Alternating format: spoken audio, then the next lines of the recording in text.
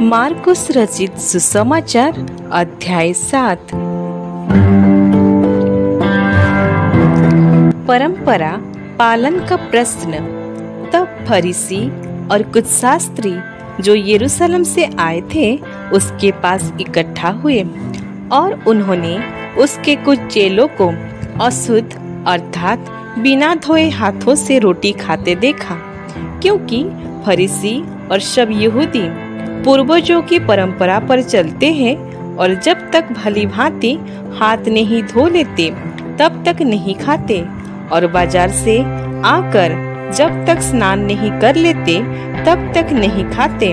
और बहुत से अन्य बातें हैं जो उनके पास मानने के लिए पहुंचाई गई हैं, जैसे कटोरों और लोटों और तांबे के बर्तनों को धोना मांजना।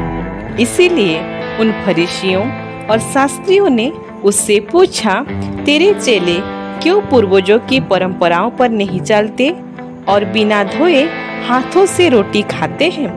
उसने उनसे कहा, यशायाह ने तुम कपटियों के विषय में बहुत कठिन भविष्यवाणी की, जैसा लिखा है, ये लोग होठों से तो मेरा आदर करते हैं पर उनका मन मुझसे दूर रहता है। ये व्यर्थ मेरी उपासना करते हैं, क्योंकि मनुष्य की आज्ञाओं को धर्मोपदेश करके सिखाते हैं। क्योंकि तुम परमेश्वर की आज्ञा को टालकर मनुष्य की रीतियों को मानते हो। उसने उनसे कहा, तुम अपनी परंपराओं को मानने के लिए परमेश्वर की आज्ञा कैसे अच्छी तरह टाल देते हो?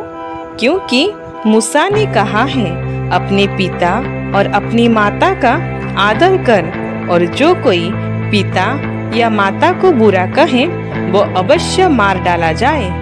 परंतु तुम कहते हो कि यदि कोई अपने पिता या माता से कहे, जो कुछ तुझे मुझसे लाभ पहुंच सकता था वो कुर्बान अर्थात संकल्प हो चुका, तो तुम उसको उसके पिता या उसकी माता की कुछ सेवा करने नहीं देते।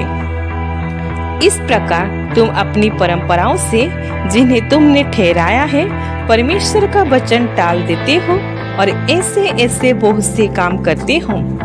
मनुष्य को अशुद्ध करने वाली बातें कौन सी हैं?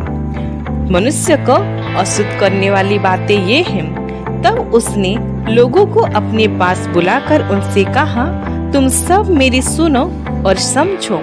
ऐसी कोई वस्तु नहीं जो मनुष्य में बाहर से समाकर उसे अशुद्ध करे, परंतु जो वस्तुएं मनुष्य के भीतर से निकलती है वे ही उसे अशुद्ध करती है। यदि किसी के सुनने के कान हो तो वो सुन ले। जब वो भीड़ के पास से घर में आया तो उसके चेले ने इस दृष्टांत के विषय में उससे पूछा। उसने उनसे कहा, क्या तुम भी ऐसे ना समझ हो? क्या तुम नहीं समझते कि जो वस्तु बाहर से मनुष्य के भीतर जाती है वो उसे अशुद्ध नहीं कर सकती, क्योंकि वो उसके मन में नहीं परंतु पेट में जाती है और संडास में निकल जाती है। ये कहकर उसने सब भोजन वस्तुओं की शुद्ध ठहराया। फिर उसने कहा, जो मनुष्य में से निकलता है वही मनुष्य को अशुद्ध करता है, क्योंकि भीतर से अर्थात मनुष्य के मन से बुरे बुरे विचार, व्यभिचार, चोरी, हत्या, परस्त्री गमन, लोभ, दुष्टता, छल, लुचपन, कुदृष्टि, निंदा, अभिमान और मूर्खता निकलती है। ये सब बुरी बातें भीतर ही से निकलती है और मनुष्य को अशुद्ध करती है। फिर वो वहां से उठकर सूर और सैदा के देशों में आया और एक घर में गया और चाहता था कि कोई ना जाने, परंतु वो छिप ना सका। और तुरंत एक स्त्री जिसकी छोटी बेटी में अशुद्ध आत्मा थी उसकी चर्चा सुनकर आई और उसके पांव पर गिरी। ये यूनानी और सुरीफिनी की जाति की थी। उसने उससे विनती की कि मेरी बेटी में से दुष्टात्मा निकाल दे। उसने उससे कहा, पहले लड़कों को तृप्त होने दे, क्योंकि लड़कों की रोटी लेकर कुत्तों के आगे डालना उचित नहीं है। उसने उसको उत्तर दिया, सच है प्रभु, तो भी कुत्ते भी जो तो मेज के नीचे बालकों की रोटी का चूर-चार खा लेते हैं। उसने उससे कहा, इस बात के कारण चली जा, दुष्टात्मा तेरी बेटी में से निकल गई है। उसने अपने घर आकर देखा कि लड़की खाट पर पड़ी है और दुष्टात्मा निकल गई है। फिर वो सुर और सेदा के देशों से निकलकर दिकापुलिस से होता हुआ गलील की झील पर पहुंचा, तो लोगों ने एक बहरे को, जो हक्ला भी था, उसके पास लाकर उससे विनती की कि अपना हाथ उस पर रखे। तब वो उसको भीड़ से अलग ले गया और अपनी उंगलियां उसके कानों में डाली और थूक कर उसकी जीभ को छुआ और स्वर्ग की ओर देखकर आह भरी और उससे कहा, इफ्ता, अर्थात खुल जा।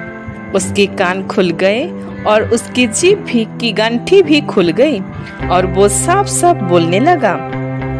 तब उसने उन्हें चिताया कि किसी से ना कहना, परंतु जितना उसने उन्हें चिताया उतना ही वे और प्रचार करने लगे।